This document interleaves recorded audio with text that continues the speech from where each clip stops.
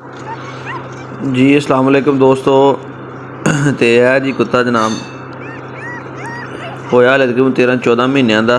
ठीक है, बरीकियां चेक कर लो जनाब। टेल शेल बिल्कुल बरीक है, चमड़ी बरीक है, पट्ठा वा जे 13-14 महीनों का। तो सेह के शिकार से लगा होया गरंटड।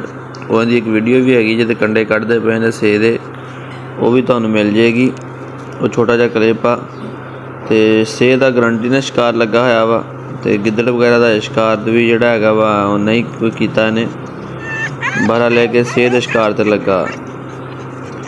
फरतीलियाँ चेक कर लो तुसीं उहदियां। ठीक है, जंप शंप छालां छूलां पूरा एक्टिव आ। डेरे ते रखा होया वा, डेरे की सिक्योरिटी का, माल डंगर का।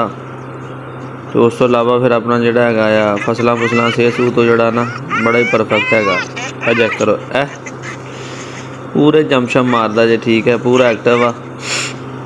तो जिस किसी दोस्त भी पसंद हो कोई लेना चाहता हो कि जिस तरह तुहानू पता कि सेवा शेवा पिंडा थावां बड़ा नुकसान कर दियां ने, तो गारंटी ने सेह के शिकार से लगा। तो बाकी जानवर नस्ली भी पूरा वा, बरीकियां भी पूरा। तो चेक कर लो। ठीक है, वलैतियां च कुत्ता आ,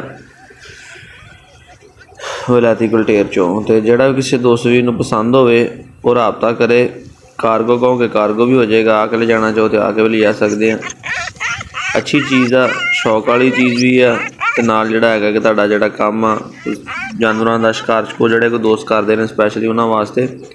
उस तो इलावा सिक्योरिटी रख भी ठीक आ, माल डंगर की जे वास्ते ना। तो राखी रूखी रखते भी ठीक है, क्योंकि डेरे का गिजया होया है, उपर बंदे छंद नूं भौंकदा आ। तो जोड़ा भी कोई दोस्त भी इंटरस्टड हो रबता कर सकता जनाब। नंबर अपना स्क्रीन पर चल रहा वा। कार्गो की सहूलत अवेलेबल होएगा।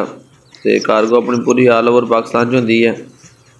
तो जोड़े किसी दोस्त भी ने लेना हो साडे नाल रबता कर सकता जनाब। तो इंशाअल्लाह ताला तुहानू पहुँचा के भी देवांगे।